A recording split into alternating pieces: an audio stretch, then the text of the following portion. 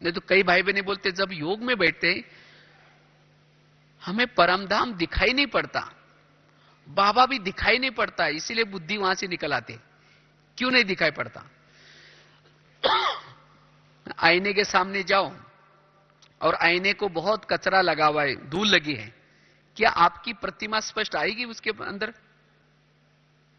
नहीं आएंगी। क्यों? आईना अस्वच्छ है। इसी तरह बुद्धि भी एक आईना है, और ये आईना जितना आपका स्वच्छ होगा, क्लीन होगा, क्लियर होगा, उतना उस परमधाम को स्पष्ट देख सकते हैं। इसीलिए बाबा कहते बच्चे बुद्धि को स्वच्छ रखो और मन को कैसे रखो? हल्का। कुछ भी घटना हो जाए, कोई भी बातें हो जाए, लेकिन संकल्प नहीं चलाओ, स्टॉप करो, तब हल्का मन रहेगा। अगर ये दो क्वालिटी है मन बुद्धि में, तब मन बुद्धि ऊपर जाएगी, तब घंटों तक बैठ करके योग का अभ्यास करेंगे। इसीलिए हमें क्या करना है? मन बुद्धि की संभाल रखनी है। और हम 4 घंटा 3 घंटा बैठ करके योग कैसे करें, कैसा टाइम निकालें? देखो, एक तो सवेरे अमृत वेला सबके लिए फिक्स है, भले 3:30 बजे उठो, 4 से लेकर के 5 योग करो। कितना घंटा हुआ? 1 घंटा। उसके बाद क्लास से पहले आधा घंटा योग। हर सेंटर पर या मधुवन में ये नियम बने हैं, क्लास सुनने से पहले आधा घंटा योग चलता है, लेकिन हम क्या करते हैं? उस योग को मिस करते हैं। और उसके लिए कारण तो अलग अलग सुनाएंगे, नहीं नहीं ये होता है, ऐसा होता है, लेकिन नहीं, ये क्लास से पहले वाले का जो योग है बड़ा महत्व का है। ये टीचर का भी बहुत बड़ा रिस्पेक्ट है। जब आप मुरली सुनते हैं, वो मुरली सदा के लिए याद रहे और मुरली का आनंद आए। मुरली सुनते समय मन बुद्धि एकाग्र हो जाए, उसके लिए हमें क्या करना है? क्लास से पहले आधा घंटा योग करना है। और जब क्लास से पहले योग करेंगे, तो मुरली का भी आनंद ले सकेंगे। अनाज में समझो, अनाज डाल दे खेती में, लेकिन हल नहीं चला है, तो क्या हो जाएगा? उगेगा?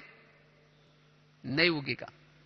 इसी तरह इस बुद्धि रूपी खेती में ज्ञान का बीज डालने के पहले आधा घंटा योग करना है, तब वो उगेगा, धारणा में आएगा। जैसे गर्म तवे पर पानी के छिटे डालो तो क्या हो जाएगा? उड़ जाएगा। इसी तरह सारा दिन व्यर्थ चिंतन, व्यर्थ बातें, इन बातों से हमारा दिमाग क्या होता है? थोड़ा गर्म हो जाता है। अगर सीधा आकर के ज्ञान सुनेंगे तो गर्म दिमाग के ऊपर डालेंगे, उड़ जाएगा। इसीलिए गर्म दिमाग को क्या करो? आधा घंटा ठंडा करो, और जब ठंडा करेंगे तब मुरली याद रहेगी। नहीं तो कईयों को पूछो आज का वरदान क्या था, बोलेगी क्या था? बहुत अच्छा था, लेकिन क्या था? हाँ कुछ था तो बाबा ने कहा था, लेकिन क्या कहा था? 10 दिन की गाली याद है, लेकिन आज का वरदान भूल गए। क्यों? गरम तवे पर डाला था। इसीलिए क्लास से पहले योग लगाना।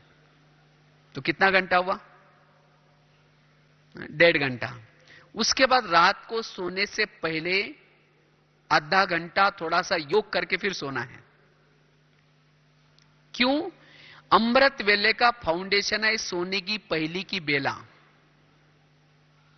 जितना सोने के पहले आप अच्छी तरह योग लगाएंगे, हल्के होंगे, उमंग उत्साह में आएंगे, उतना अमृत वेला अच्छा होगा। नहीं तो हम सोने के पहले क्या करते हैं?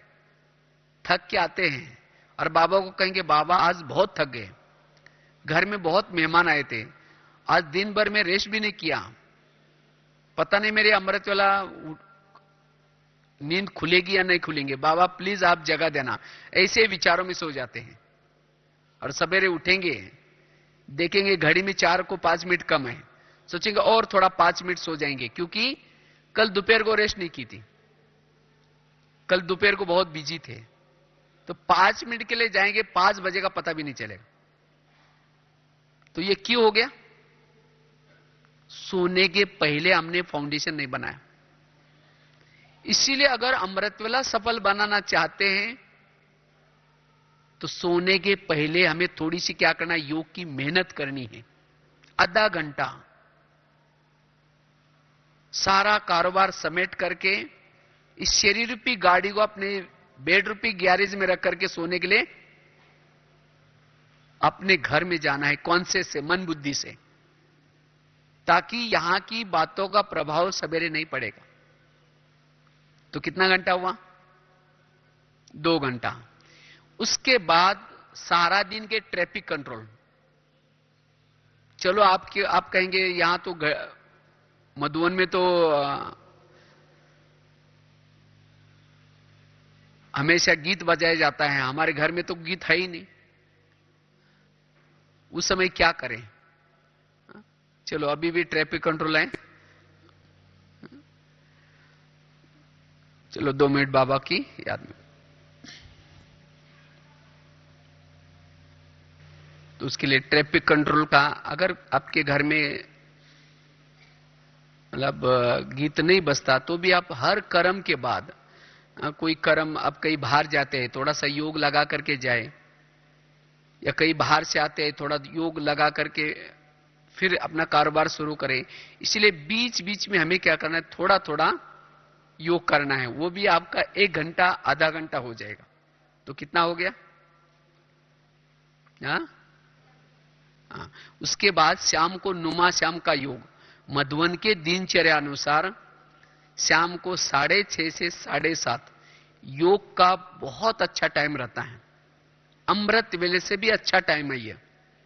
अगर घर में फ्री है, सेंटर पर आओ, या फिर अपने घर में ही बैठ करके क्या कर सकते हैं, थोड़ा सा एकांत में बैठेंगे, अपने आप आपका योग लगेगा और बहुत अच्छा अनुभव कर सकेंगे।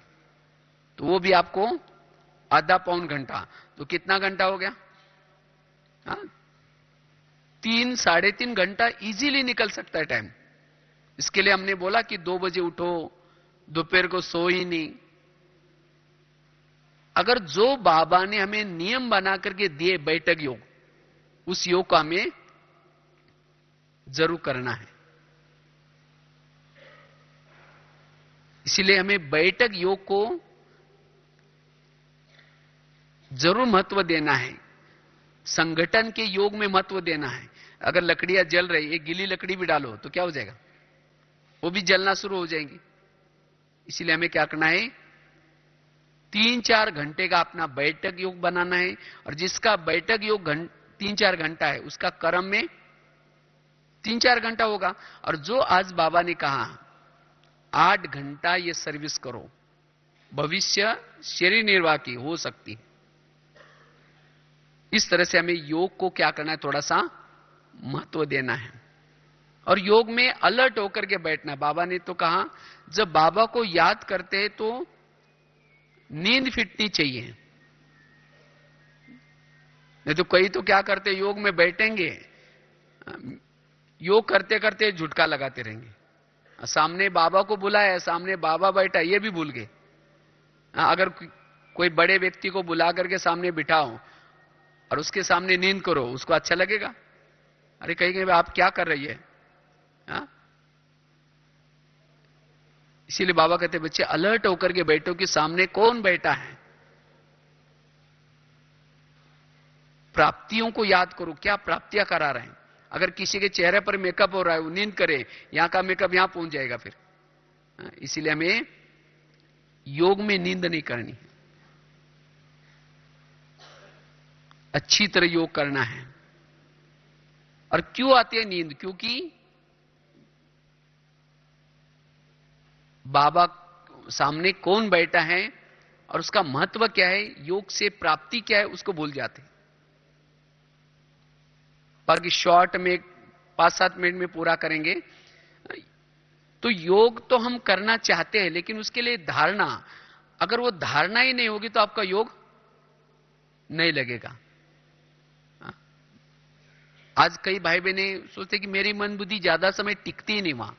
तो क्यों नहीं टिकती आपकी बुद्धि, क्यों नीचे आते हैं, किस कारण हमारा योग टूट जाता है, उसके लिए 4-5 बातें हैं, शॉर्ट में बताएंगे। पहली बात है, अगर आपके पास सहन शक्ति का गुण नहीं है, सहन शक्ति की आपने कला नहीं सीखी है, सारा दिन नाजुक बन करके रहते हैं, किसी ने कुछ कहा, संकल्प विकल्प चलते हैं, तो वो योगी नहीं बन सकता, वो अंतर्मुखी नहीं बन सकता, वो आत्मचिंतन परमात्मा चिंतन नहीं कर सकता। जब भी योग में बैठेंगे, शुरू तो करेंगे मैं आत्मा हूं, शांत स्वरूप हूं, शक्ति स्वरूप हूं, फिर कहेंगे मेरे उन्होंने ऐसा क्यों कहा, मेरे को ऐसा क्यों कहा, फिर कहेंगे कोई बात नहीं मैं आत्मा हूं, शांत स्वरूप हूं, फिर कहेंगे मेरे को क्यों कहा। जिस बातों को आपने सहन नहीं किया वही बातें योग में डिस्टर्ब करेगी। इसीलिए क्या करना है, अगर योग की अनुभूति करनी है तो सारा दिन क्या बनना है, सहनशील बनकर के रहना है। जो भी छोटी छोटी बातें आते हैं, बाबा ने कहा ना, छोटी छोटी बातें, छोटे छोटे विघन ये फरिश्ता बनने नहीं देती, अशरीरी बनने नहीं देती। इसलिए इन छोटी छोटी बातों से ऊपर उठो।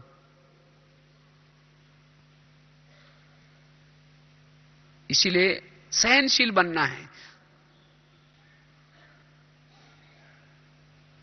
जितना जिसके पास सहन शक्ति का गुण है उतना वो शांति में रह सकता है, उतना वो धैर्यचित रह सकता है, उतना वो अंतर्मुखी रह सकता है, उतना एकाग्र रह सकता है। और एकाग्रता योग का फाउंडेशन है।